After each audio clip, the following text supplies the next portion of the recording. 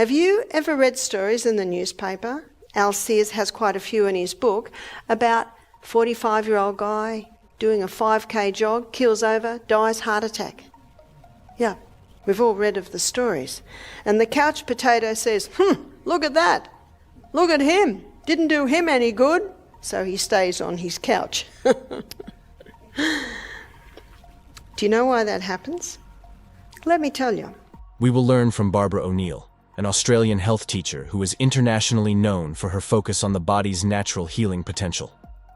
Disclaimer: the information provided in this video is for educational purposes only and is not a substitute for professional medical advice, diagnosis, or treatment. Always seek the advice of your physician or other qualified health provider with any questions you may have regarding a medical condition. Do not disregard professional medical advice or delay in seeking it because of something you have read or seen in this video. In this video, we will explore the 7 worst drinks that feed cancer cells, according to Barbara O'Neill, and learn how avoiding these beverages can help create an internal environment that starves cancer and promotes healing. Barbara emphasizes that cancer thrives in acidic, low-oxygen environments, and many common drinks contribute to this imbalance. Cancer loves. In other words, if cancer is given these conditions, it thrives. It loves glucose. In fact, cancer cells consume 15 times the glucose of any other cell. Cancer also loves an environment where there's no oxygen. Cancer thrives in an acid environment. On the other hand, let's make a list of what cancer hates. And if cancer hates this, this is what we want to give to the body. Cancer hates no glucose. And cancer hates oxygen. The fact is, cancer cannot live in the presence of oxygen. And cancer hates an alkaline environment. Let's dive into the 7 worst drinks Barbara O'Neill advises avoiding to protect your health. 1. Soda. Barbara O'Neill strongly advises eliminating soda due to its high sugar content and extreme acidity.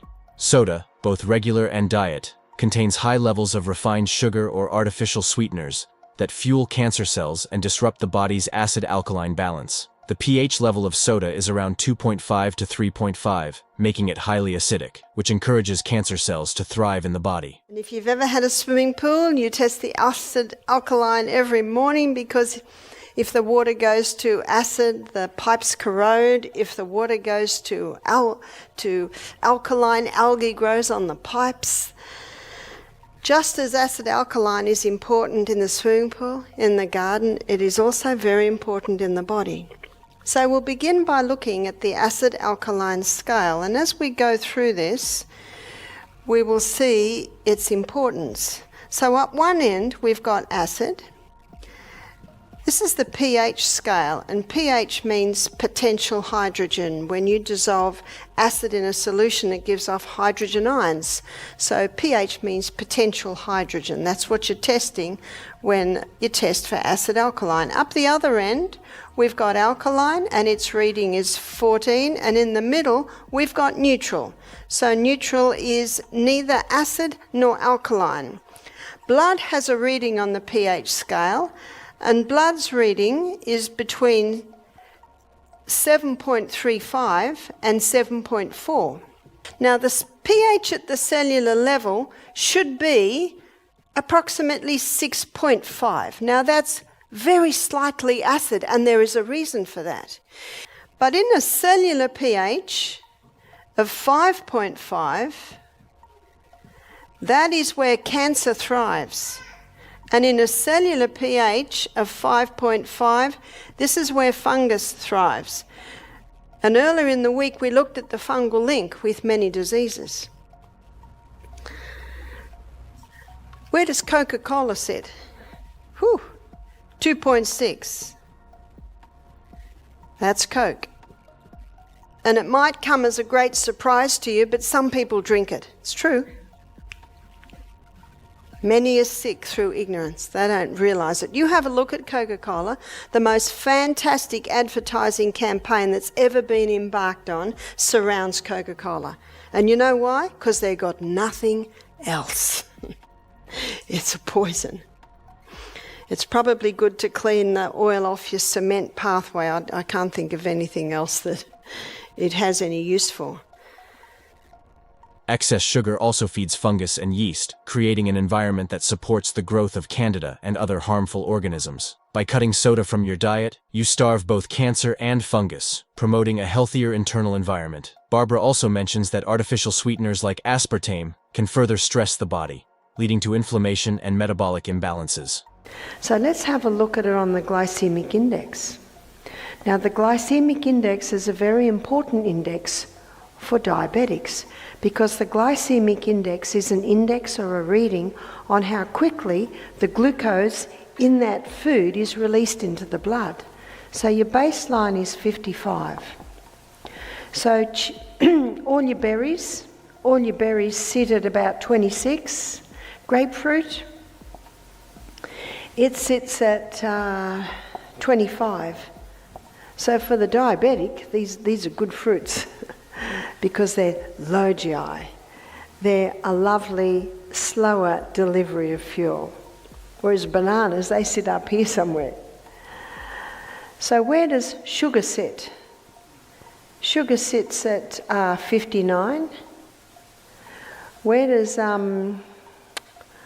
white bread, white pasta, white cereal, it sits at 69 because of the amylopectin starch in it. What about whole wheat? Whole wheat bread, whole wheat cereal, it sits at 72. How could that be? Well, because the whole wheat isn't refined, it's got more amylopectin A in it. And it's the amylopectin A that gets the blood sugar level up. Now, absolutely, whole wheat bread is superior to white because it's got fibre, it's got your B vitamins. But in regard to the diabetic, who's watching their blood glucose levels, they need to eliminate wheat. Totally. I had one lady start to cry when she saw this. I said, "Why are you crying?" She said, "I'm a diabetic. I'm type 2 diabetic." She said, "I was diagnosed 2 years ago. I do everything they tell me. I eat wholemeal bread, wholemeal pasta, wholemeal cereal." And she said, "And every 6 months I go to the doctor and he puts me on more insulin." She said, "I'm not like the lady down the road. She just eats cakes and candies but I don't do that."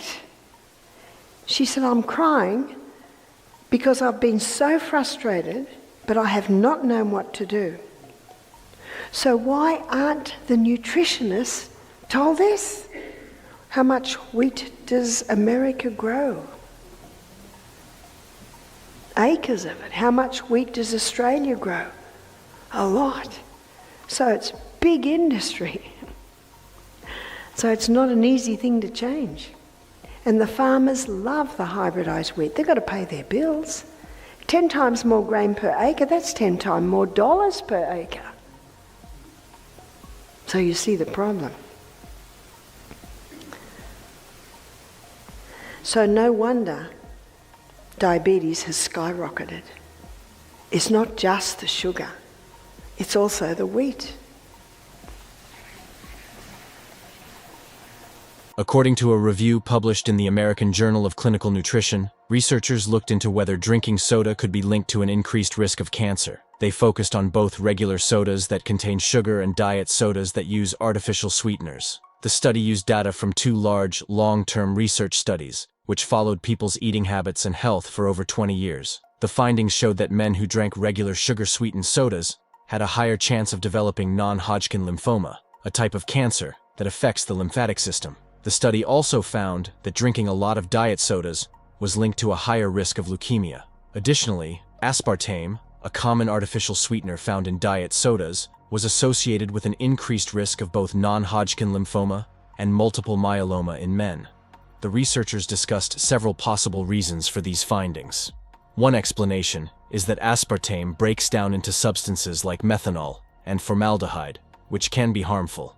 Men who do not drink much alcohol might convert methanol to formaldehyde more effectively, which could increase their cancer risk. Have you ever read stories in the newspaper? Al Sears has quite a few in his book about 45-year-old guy doing a 5K jog, keels over, dies, heart attack. Yeah, we've all read of the stories. And the couch potato says, look at that. Look at him. Didn't do him any good. So he stays on his couch. Do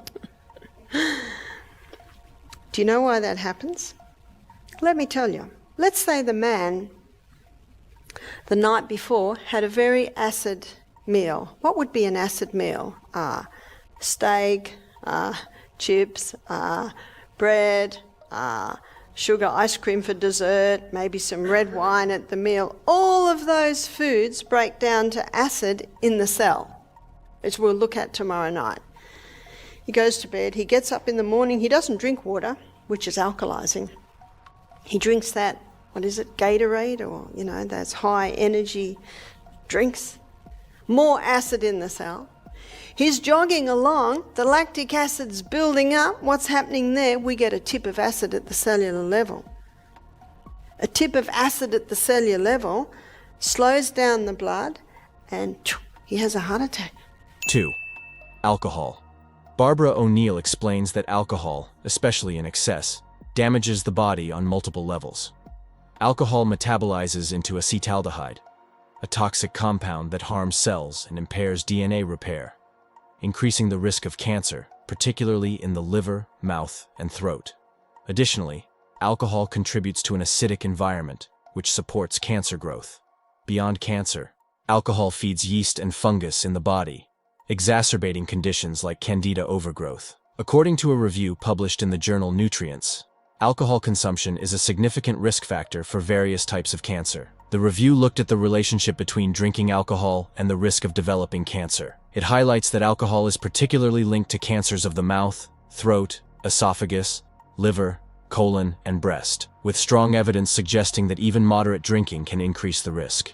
The review also discusses how alcohol can cause cancer through several biological processes. For instance, when the body breaks down alcohol, it produces a toxic substance called acetaldehyde, which can damage DNA. Additionally, alcohol can create oxidative stress and disrupt the metabolism of folate, a vitamin important for DNA repair, further contributing to cancer risk. To minimize health risks, Barbara recommends either eliminating alcohol or drastically reducing consumption. If you choose to drink, stick to small amounts of organic red wine, as it contains some beneficial compounds like resveratrol, though this should still be consumed in moderation. 3. Sweetened fruit juices.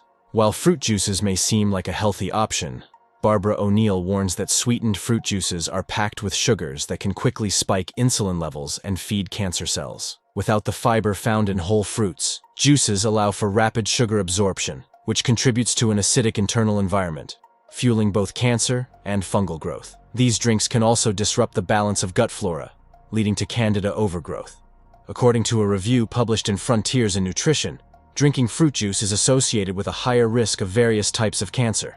For example, a detailed analysis of 16 studies showed that for every additional 250 milliliters of fruit juice consumed each day, the risk of developing overall cancer increased by 31%. This increase in risk also applied to specific cancers, such as melanoma, squamous cell carcinoma, and thyroid cancer. The authors discussed several reasons why sweetened fruit juices might contribute to cancer risk. One important factor is that consuming these juices can lead to high blood sugar levels. This, in turn, raises the levels of insulin and insulin-like growth factor I in the body. High levels of insulin-like growth factor I have been linked to the development of tumors and poor outcomes for cancer patients. Additionally, fruit juices are high in fructose, a type of sugar, which can create harmful compounds known as advanced glycation end products. These compounds may promote the growth of cancer. Barbara emphasizes that it's better to consume whole fruits, particularly lower sugar options like Granny Smith apples and grapefruit. These fruits contain antifungal properties and are less likely to feed harmful cells. Grapefruit seeds, in particular, have powerful phytochemicals that help kill fungus and reduce fungal infections. 4. Energy drinks. Barbara O'Neill advises against energy drinks because they are loaded with sugar, caffeine, and artificial ingredients. These highly acidic drinks can raise cortisol levels, increase stress on the body, and promote inflammation. This combination creates an environment where cancer cells and fungi can flourish. The sugar content also feeds yeast and fungus, making it difficult to control fungal overgrowth. According to a review in Nutrients, energy drinks can cause several health problems. First, they can lead to serious heart issues, such as a fast heartbeat, high blood pressure, and irregular heart rhythms. In some cases, this can result in heart attacks or sudden cardiac death, especially in young and healthy people. The review also points out that while energy drinks might make you feel more alert for a short time, using them regularly can lead to anxiety, stress, and depression, as well as dependence on caffeine. Additionally, energy drinks can upset your stomach, causing nausea and vomiting, and they may harm your kidneys, potentially leading to kidney injury. The high caffeine content can also make you dehydrated. Metabolically, these drinks can disrupt your blood sugar levels and insulin response, which can contribute to weight gain and obesity, increasing the risk of chronic diseases. Animal studies mentioned in the review show that energy drinks can damage organs, particularly the kidneys. There are also concerns about reproductive health, with evidence suggesting that energy drinks can lower testosterone levels in men and affect ovarian function in women. Lastly, mixing energy drinks with alcohol can worsen these negative effects, increasing the risk of harmful behaviors and health problems. According to a review published in the British Medical Journal, drinking sugary beverages, including energy drinks, may increase the risk of developing cancer, particularly breast cancer. This study involved over 101,000 participants who provided detailed information about their diets. The researchers focused on sugary drinks, which include both sugar-sweetened beverages and 100% fruit juices, to see how these drinks might be linked to cancer risk.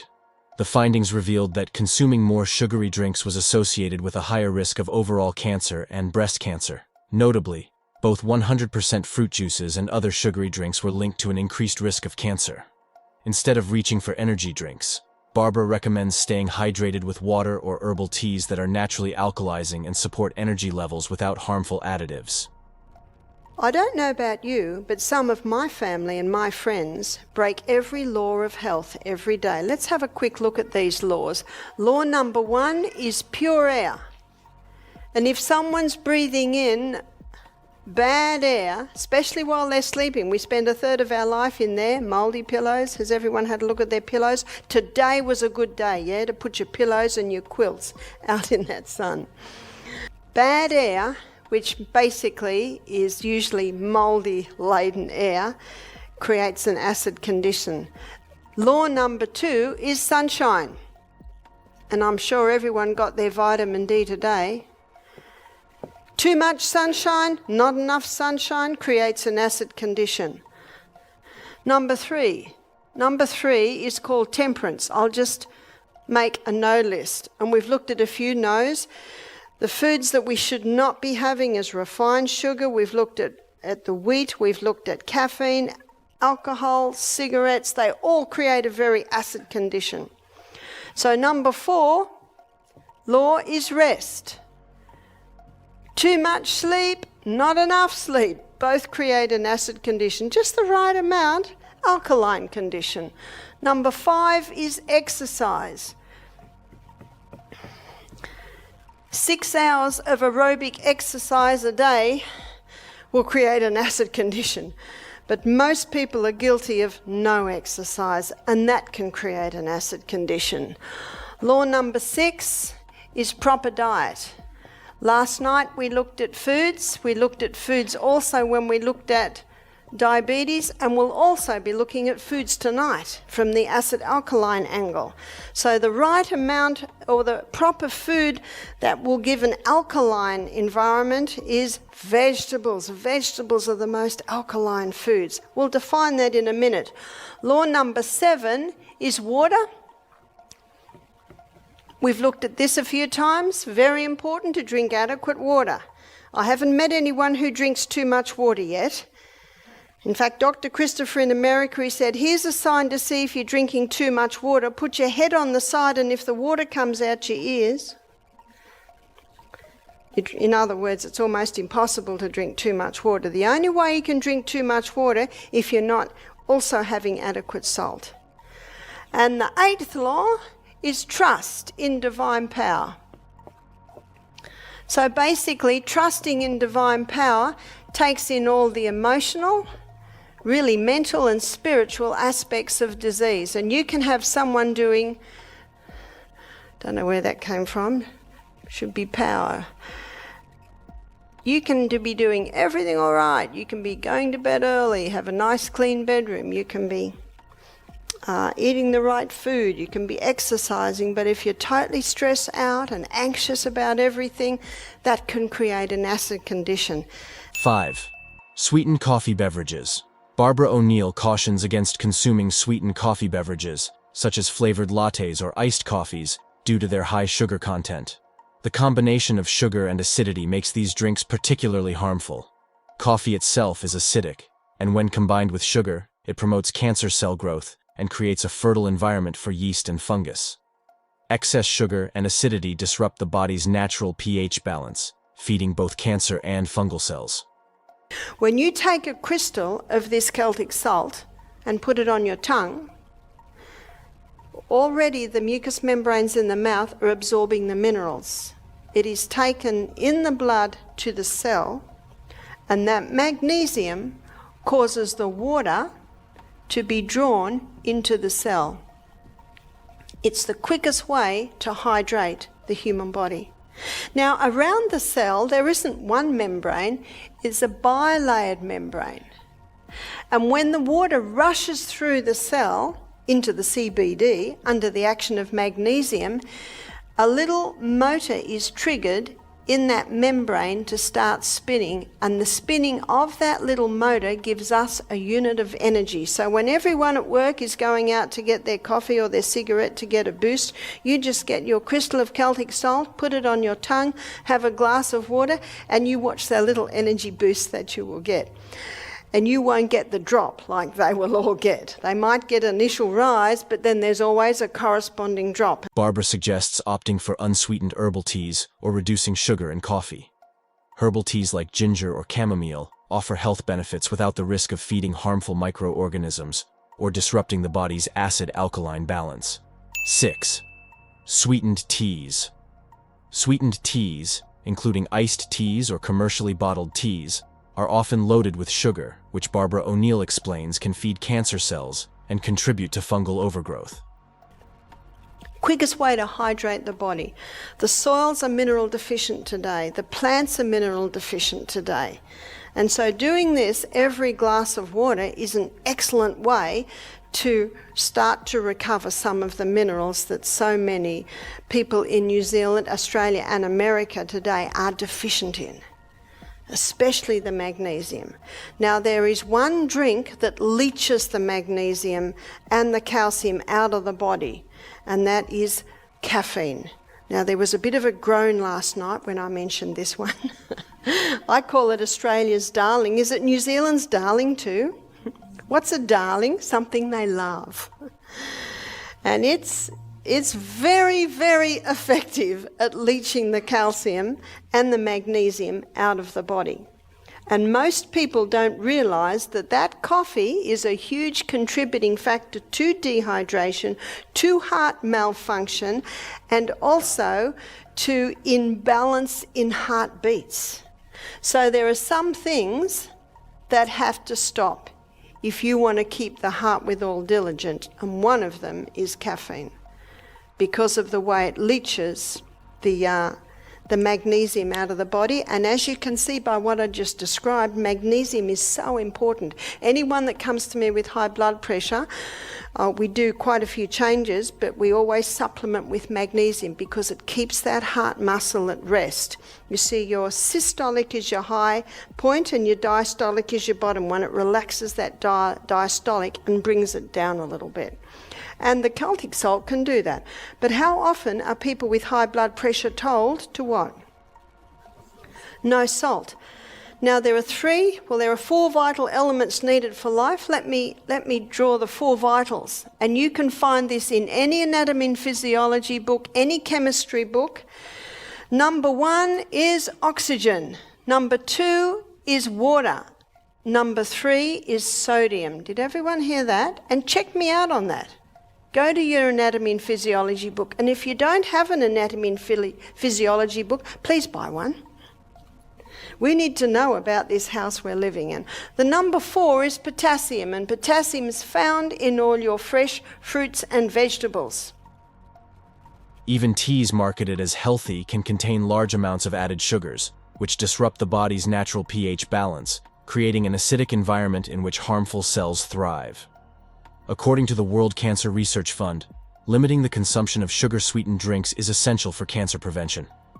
These beverages are strongly linked to weight gain, overweight, and obesity, which are major risk factors for several types of cancer.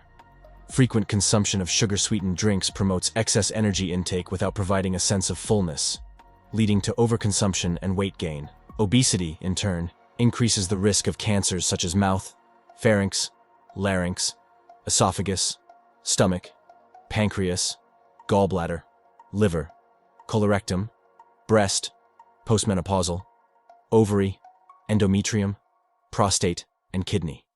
The World Cancer Research Fund recommends drinking mostly water or unsweetened beverages such as plain tea or coffee. For a healthier alternative, Barbara recommends drinking unsweetened herbal teas, which are naturally alkalizing and help maintain a balanced internal environment. Chamomile, peppermint, and other herbal teas are great options that support digestion and overall health without added sugars. 7. Flavored water with added sugar. Flavored waters are often marketed as a healthy alternative to soda, but Barbara O'Neill points out that many of these drinks contain hidden sugars or artificial sweeteners.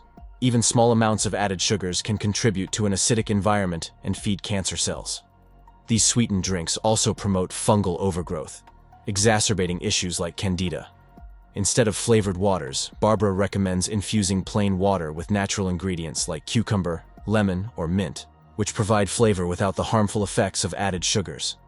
This helps maintain hydration while keeping the body's pH balanced and reducing the risk of feeding cancer or fungal cells. If you found value in this video, please subscribe and leave a comment to support the channel. By following Barbara O'Neill's advice and avoiding these 7 sugary, acidic drinks, individuals can take proactive steps to create an internal environment that starves cancer cells, reduces fungal overgrowth, and promotes overall health.